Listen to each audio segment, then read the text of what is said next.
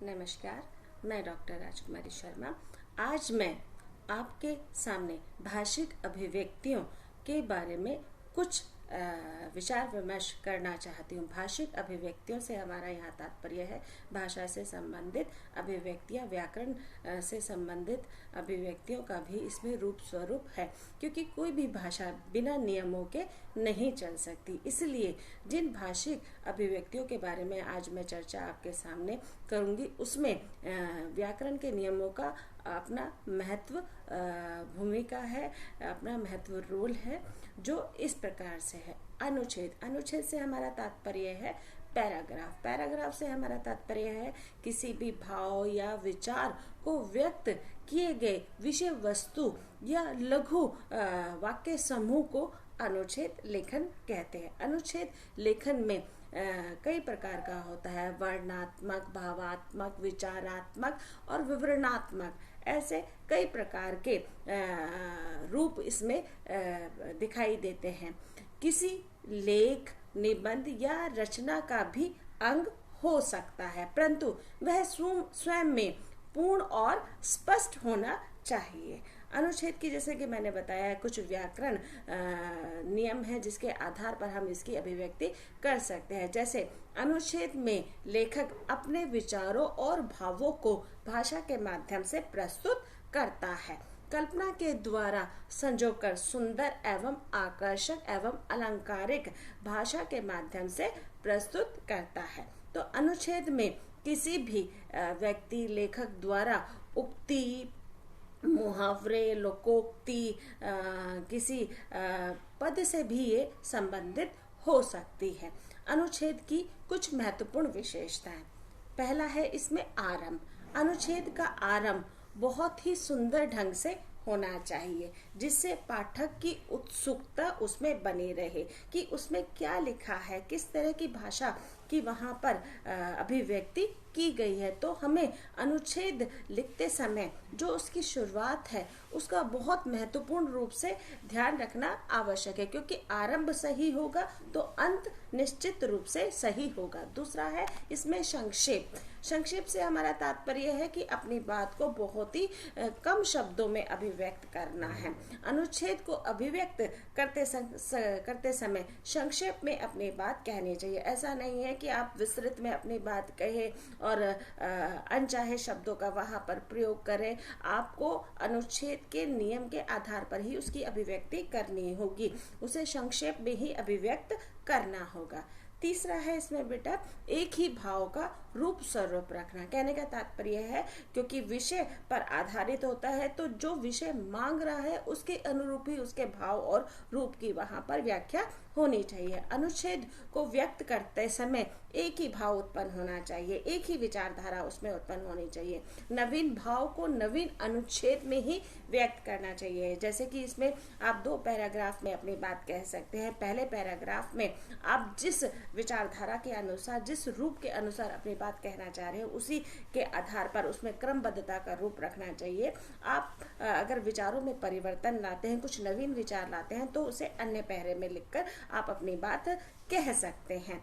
चौथा है इसमें कि वाक्य एक दूसरे से संबंधित होना चाहिए, यानी कि श्रृंखलाबद्ध होना चाहिए, क्रमबद्धता के आधारवान होना चाहिए। एक वाक्य दूसरे वाक्य से जुड़ा होना चाहिए। अगर वाक्य में बिखराव की स्थिति उत्पन्न हो जाएगी तो वह अनुच्छेद अर्थहीन हो जाएगा। इसलिए क्रमबद्धता का आधार होना अत्यंत आवश्यक है।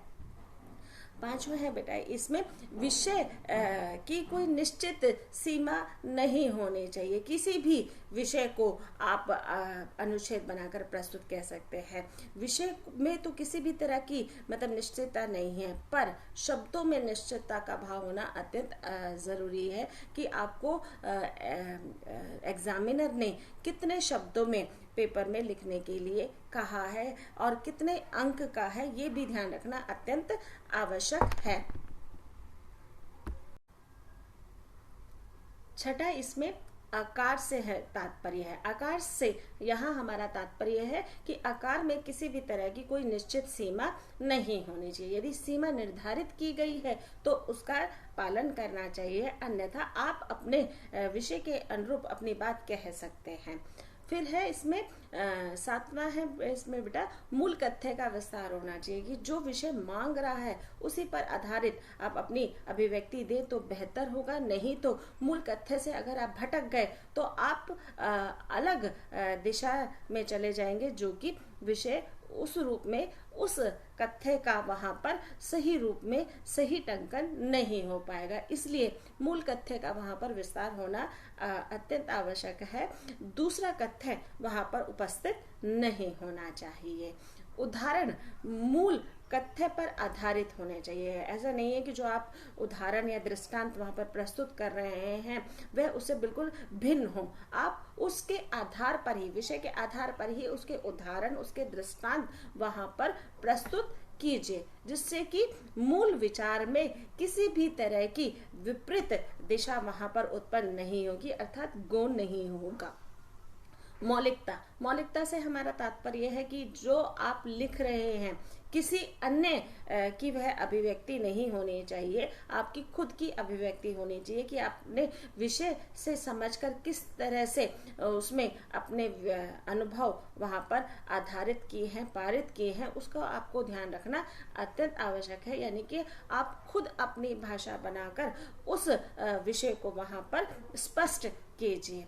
मनोरंजनता और विचार पूर्णता पर विशेष ध्यान देना चाहिए कि आप जो विषय पर अपनी भावा अभिव्यक्ति या विचारा अभिव्यक्ति को व्यक्त कर रहे हैं उसमें उस विषय पर आधारित आप उसमें मनोरंजन के कुछ शब्दों का वहां पर या वाक्यों का वहां पर प्रयोग कर सकते हैं, जिससे कि पाठक या श्रोता उसे दोनों रूपों में आत्मसात कर ले।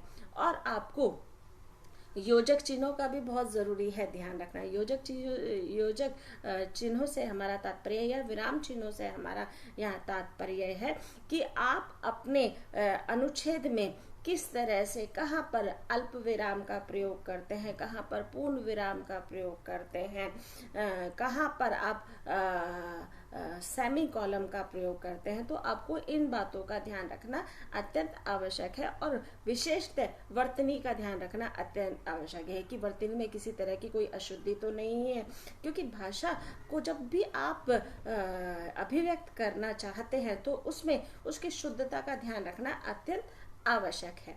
अनुच्छेद लेखन की विधि, अनुच्छेद लेखन की विधि से यहाँ पर हमारा तात्पर्य है कि आपको उसे किस तरह से प्रस्तुत करना है, क्योंकि प्रेजेंटेशन बहुत ज्यादा जरूरी है जीवन में। अगर आप प्रेजेंटेशन पर ध्यान देते हैं तो आपको अपनी अभिव्यक्ति कहने में किसी भी तरह की कोई दिक्कत नहीं होगी, क्योंकि आपने उसकी रूपरेखा, उसकी तैयारी आपने पहले से कर ली है। तो आप अनुच्छेद लिखते समय उसके जो विधि के रूप बताए हैं, तत्व बताए हैं, उस पर आपको ध्यान देना अत्यंत आवश्यक है। जैसे कि पहला है चिंतन और मनन।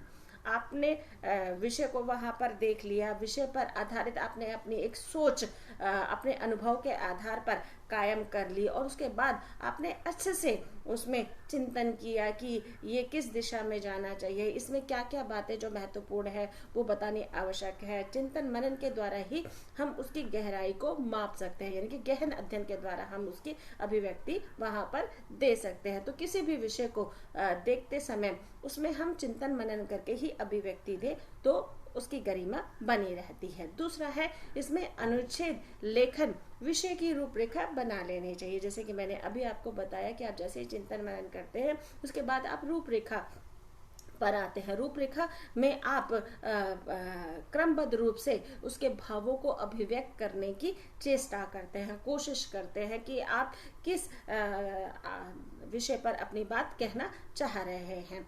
तीसरा है इसमें बेटा कि आप जब भी लिखें उसमें आप एक ही विचारधारा को, जैसे मैंने आगे भी बताया है, एक ही विचारधारा को वहां पर कायम रखना चाहिए। शब्दों या वाक्यों में बिखराव की स्थिति उत्पन्न नहीं होनी चाहिए। अगर बिखराव की स्थिति उत्पन्न हो जाएगी तो उसमें वो तन्मयता, वो भाव वहां पर उत्पन्न नहीं हो पाएगा। चौथा है इसमें भाषा। दूसरा रूप है पल्लवन। पल्लवन से हमारा तात्पर्य है, पल्लवन से हमारा अर्थ है नए पत्ते, विस्तार, फैलाव आदि। कहने का तात्पर्य है कि पल्लवन लिखते समय हमें उसमें विस्तार की सारी गतिविधियों को दर्शाना होता है। पल्लवन एक ऐसी कला है जिसमें कल्पना, अनुभव, अध्ययन और भाषा ज्ञान का एक साथ समावेश होता है। कहने का रूप यह है कि किसी एक विचार बिंदु को पूरे अनुच्छेद में बड़े प्रभावशाली एवं रोचक ढंग से विकसित किया जा सकता है।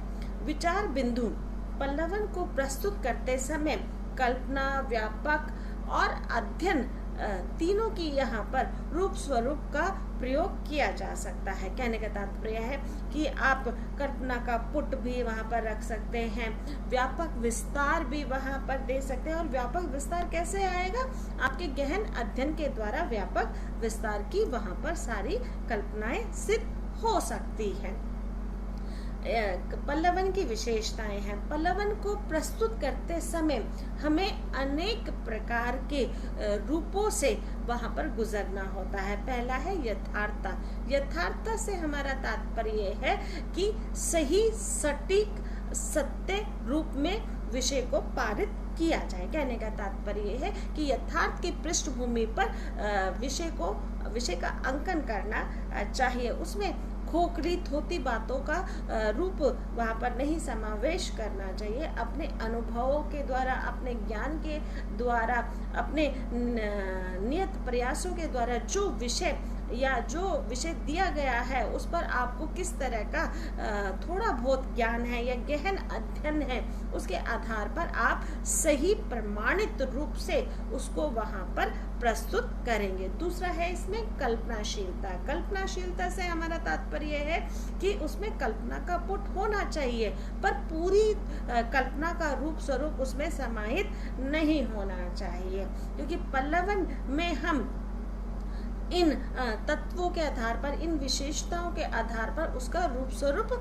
स्पष्ट करते हुए दिखाई देते हैं। तो कल्पना का हम अंश रूप में वहाँ पर प्रादुर्भाव कर सकते हैं। तीसरा है इसमें रोचकता। रोचकता से हमारा तात्पर्य है कि हम कभी भी किसी विषय को स्पष्ट करते हैं या पढ़ते हैं तो हम ये देखते हैं कि अगर उसमें हमें रुचि नहीं है, हमारा रोचकता उसमें उत्पन्न नहीं हो रही, तो हम उस विषय को और ज़्यादा नहीं लिख सकते हैं, पढ़ सकते हैं। पर अगर हमारा रुझान उस तरफ है या हमारी रुचि उस तरफ है या हमें उसमें रोचकता का भाव उत्पन्न हो रहा है, तो हम उसमें अनेक प्रकार की वाक्यों के द्वारा, अपनी भाषा के द्वारा उसमें रोचकता उत्पन्न कर सकते हैं। रोचकता उत्पन्न करने के लिए हमें बहुत सारी बातों का ध्यान रखना आवश्यक है कि उसमें हम ऐसे वाक्यों का प्रयोग करें जो सबके लिए एक सफल रूप में हो, ये हितकारी हो और उसे पढ़कर उसमें नीरसता ना आए, ऊब ना आए, रोचकता बनी रहे कि आगे क्या होने वाला है। चौथा है इसमें मौलिकता। कहने का तात्पर्य है भाषिक अभिव्यक्ति में ये एक महत्वपूर्ण कड़ी है जिसमें हम देखते हैं कि आप किसी भी लेखक की लिखी गई या विषय पर आधारित आधार को तो वहाँ पर प्रस्तुत कर सकते हैं, पर उसकी पूर्ण रूप से विचारधारा को आप वहाँ पर प्रस्तुत नहीं कर सकते। उसमें आपकी अपनी मौलिकता भी होना अत्यंत आवश्यक है। मौलिकता से आपको मैंने बहुत बार बताया है कि आप अपने द्वारा शब्दों का और वाक्यों को वहाँ पर अपने अनुभव के आधार पर उत्पन्न करें। फिर है इसमें पांचवा है सुबद्धता। सुबद्धता से हमारा तात्पर्य है क्रमबद्धता से है। क्रमबद्धता से हमारा तात्पर्य है कि जो भी आप विषय लिख रहे हैं यथार्थ की पृष्ठभूमि में, कल्पना की पृष्ठभूमि में या मौलिकता के आधार पर, तो उसमें क्रमबद्धता का रूप होना अत्यंत आवश्यक है। अगर क्रमबद्धता का आधार नहीं होगा तो उसमें एक बिखराव की स्थिति उत्पन्न हो जाएगी, क्योंकि जब वाक्य एक दूसरे से जुड़े हुए नहीं होते तो उसमें एक अनेक या अलग रंग रूप उत्पन्न हो जाता है और वह अलग दिशा की ओर। तीसरी अभिव्यक्ति है इसमें संक्षेपण। संक्षेपण से हमारा तात्पर्य है सार लेखन से है। सार लेखन से हमारा तात्पर्य है किसी भी विषय को काट छाट कर प्रस्तुत करना। कहने का तात्पर्य जो आवश्यक विचार बिंदु है उसमें उसके रूप स्वरूप को स्पष्ट करना है। जैसे कि आप कहानी, उपन्यास या फिर नाटक में कथा का सार लेखन करते हैं, कथा को संक्षिप्त में, समरी में अभिव्यक्त करते हुए दिखाई देते हैं। कहने का रूप है किसी अनुच्छेद, परिच्छेद, विस्तृत टिप्पणी, प्रतिवेदन पर आप संक्षिप्त अपना रूप प्रस्तुत करते हुए दिखाई देते हैं। जैसे कि सार लेखन की आवश्यक कार्यालय पत्रकारिता शिक्षा के क्षेत्रों में पड़ती है। कहने का तात्पर्य है कि हर भाषिक अभिव्यक्ति की कुछ महत्वपूर्ण नियम हैं, कुछ महत्वपूर्ण रूप है जिन्हें हम सभी रूपों में प्रस्तुत नहीं कर सकते। जहां पर उनका महत्व है उसी के अनुसार उसको प्रस्तुत कर सकते हैं। जैसे कि सार लेखन को बताया गया है कि आप कार्यालय में, पत्रकारिता में, समाचार पत्रों में या शिक्षा के अन्य क्षेत्रों में भी इसका रूप स्वरूप प्रस्तुत कर सकते हैं। संक्षेपण की प्रक्रिया, संक्षेपण की प्रक्रिया से हमारा तात्पर्य है कि आप उस प्रक्रिया में किन किन महत्वपूर्ण रूपों का रूप स्वरूप प्रस्तुत करते हुए दिखाई देते हैं, इसका आवश्यक ध्यान रखना अत्यंत आवश्यक है। पहला है विषय वस्तु। जैसा कि आप जानते हैं कि विषय वस्तु के अनुसार ही आप उसकी विचारधारा को वहां पर प्रस्तुत कर सकते हैं। अगर आप विषय के अनुरूप नहीं चलते हैं तो उसमें अनेक परेशानियां, अनेक समस्याएं उत्पन्न हो जाती हैं।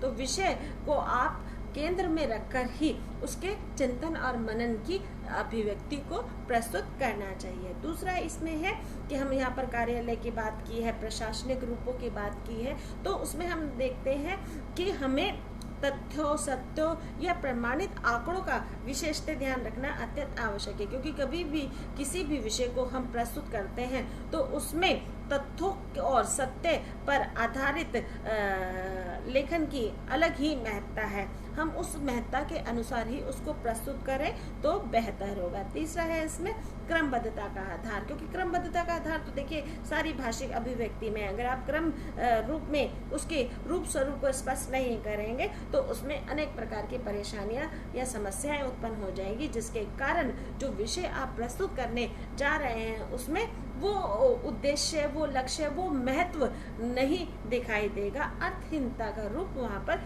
दिखाई देगा। इसलिए क्रमबद्धता का रूप रखना अत्यंत आवश्यक है।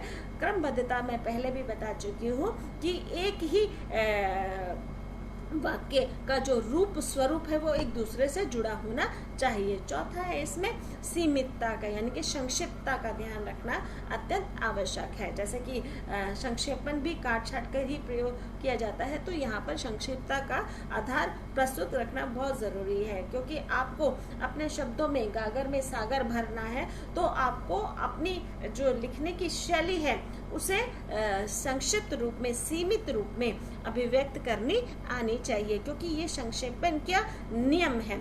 फिर इसमें है कि आप, जैसे कि मैंने बहुतों में बताया है कि किस तरह से आप जब भी किसी विषय को लिखते हैं तो आप रूपरेखा बना लेते हैं। रूपरेखा से यहाँ हमारा तात्पर्य है कि आप कच्चे रूप में उसकी एक सामग्री तैयार कर लेते हैं। सामग्री आपके पास जैसे ही तैयार हो जाती है तो आप उसको एक रूपता के आधार पर बांधते हुए दिखाई देते हैं, और एक रूपता के आधार पर उसे बांध दिया तो कहीं ना कहीं वह विषय के सफल रूप का प्रदर्शन करता हुआ दिखाई देता है। तो हमें वहां पर एक तरह से कच्चा रूप तैयार कर लेना चाहिए, जिसे रफ वर्क भी कहते हैं।